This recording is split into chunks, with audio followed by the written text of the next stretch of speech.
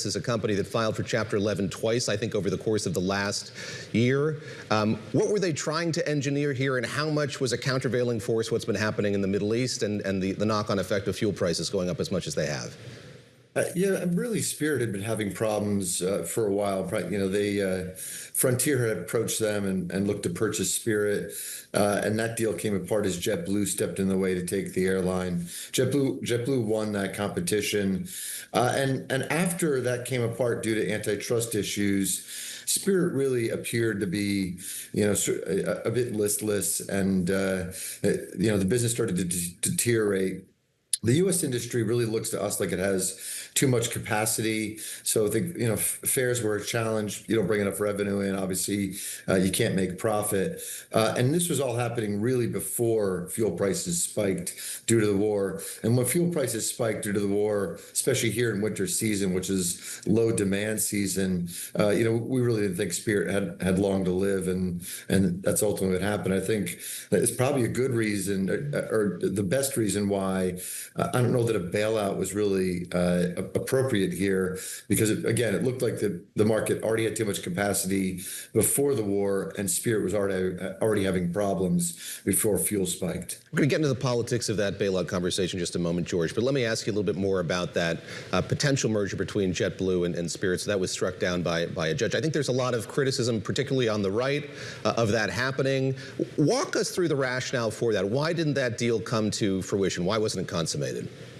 Yeah, it was on competitive issues, and really we saw both carriers as being too small to affect the whole market. There probably needs to be some consolidation, or could have been some consolidation in the U.S. airline market. Again, I think we're seeing it now. Fares have been under pressure a bit with the spike in fuel. It's going to be even more challenging. I think even more capacity has to come out of the marketplace. But it was struck down for anti-competitive reasons, which we really couldn't understand. Neither one of them seemed to be large enough to really affect the U.S. domestic business. Jeff Mason, known to us as White House correspondent, you were telling me as you were sitting down, you used to cover airlines. Former airlines correspondent. Didn't know that. Things I'm learning about Jeff this morning. First job. In that vein, we do have sound from the president just last night talking about this in Florida.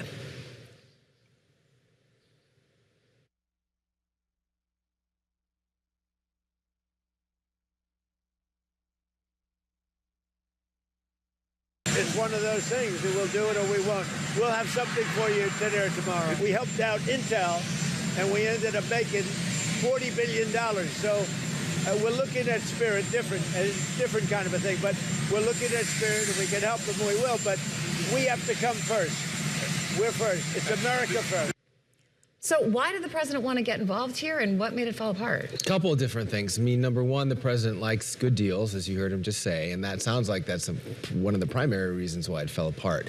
Number two, just sort of interestingly, Spirit Airlines has a lot of business in Florida, not too far from where he has his estate in Mar-a-Lago and West Palm Beach. That may have played a role. I don't have reporting to support that, but that just seems like a logical conclusion. Number three, you saw with Intel that the president likes to intervene in companies that are failing. That deal did turn out really well. Yeah. The United States coffers have brought in a bunch of money from that. So that seems to have had an influence, or at least set an example for him as well. I'm also wondering if his interest had anything to do with the affordability crisis and the fact that as we roll into these midterms and everything is just more expensive, taking away really the cheapest option to go on vacation at a time when there is no cheap option to go on vacation is just something the president thought might be a good idea to preserve. The irony of that, though, is that his war against Iran with Israel is what's basically put Spirit over the edge. The high fuel prices taking away what is a tight margin, especially for a low-cost airline in terms of profitability. I do want to go through our executive producer, Carolyn Kremen, bought a ticket overnight. She booked the ticket at 5:30 p.m. At 6:38 p.m., she got an email asking if she wanted to upgrade. At 12:38 a.m., she got a notice saying the flight had been disrupted with an option to refund or rebook. At 5:45 a.m. this morning, while we were already in the office, it finally came through. We regret to inform you that all Spirit flights have been canceled effective immediately. George, I want to ask you, I mean, Spirit has said it will refund, but it's not going to cover hotels, or if you were stuck in a layover and you got to rebook yourself, you're kind of on your own. What happens? Is there any liability or a chance to recover damages for these stranded passengers? I think you'll be lucky to get your refund in any kind of short order.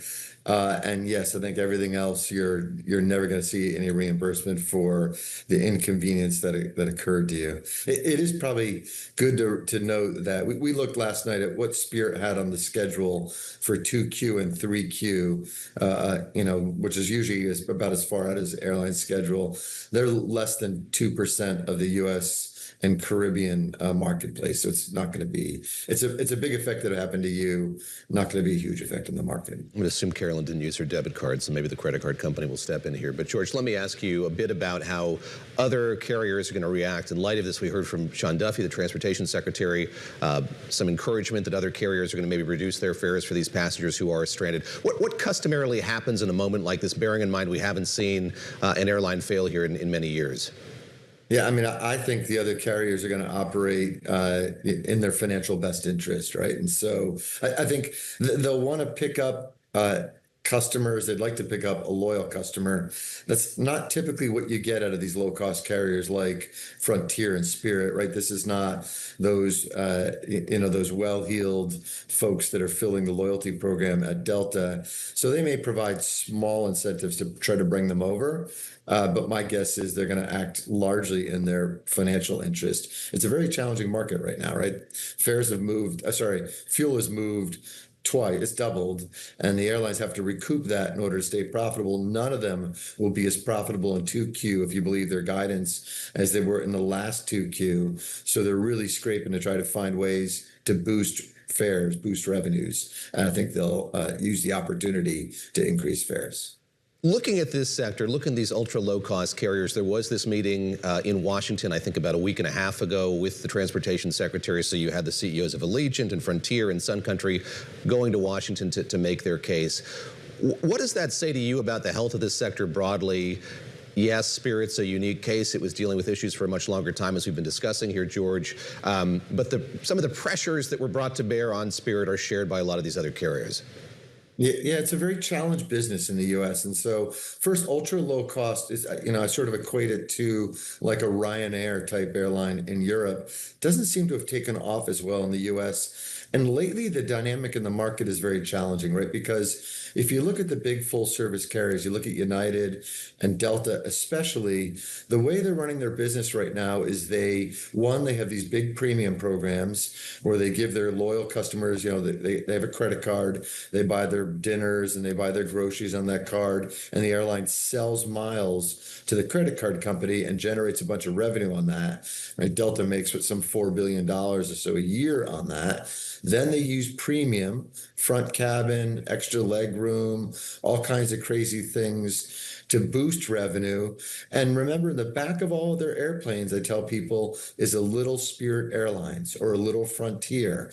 They sell those fares. They can tighten those down a bit to be very competitive against Spirit and Frontier, cover the marginal cost of flying that airplane plus a little bit.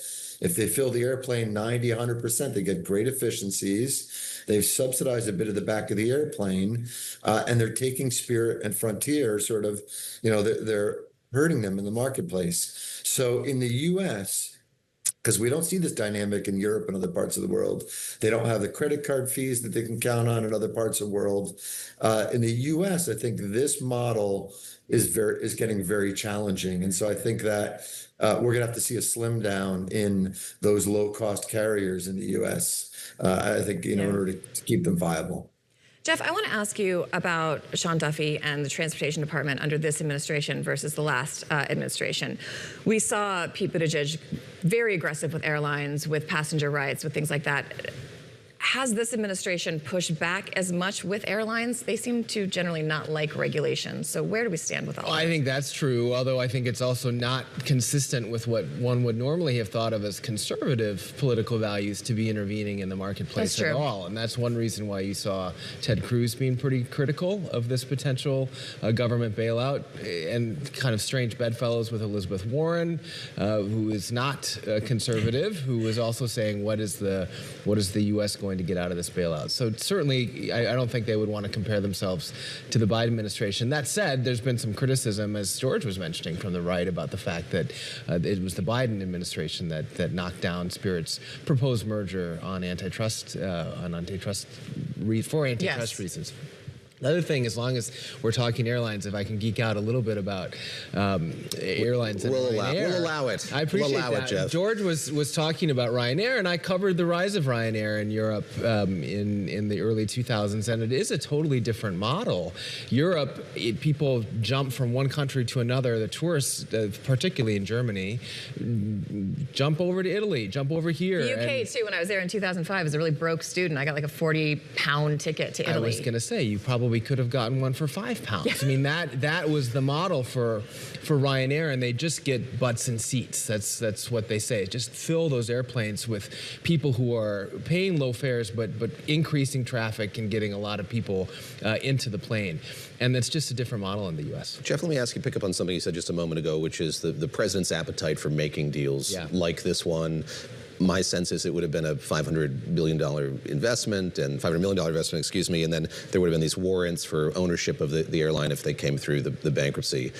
That evolved a bit over the course of the last few weeks, but we've seen it with Intel, we've seen it with other companies. This is a thing that he is proud to have pioneered and continue to do, it seems. It's part of his political DNA to be a businessman. That's where he came from. He came from the world of business, not from the world of politics. But the airline business, which George can tell you a lot more about, is a lot tougher than Intel. And to own 90% of a low-cost airline that was already struggling would have certainly been a tough business venture for the government, and that sounds like that's one reason Trump why it knows went the down. airline business, I guess. He was in it. He's seen an airline fail as well, I should say. Trump Air was a concern for a time. Also seen a university fail and a bunch of other ventures fail. He's got some experience in failure in the business world as well.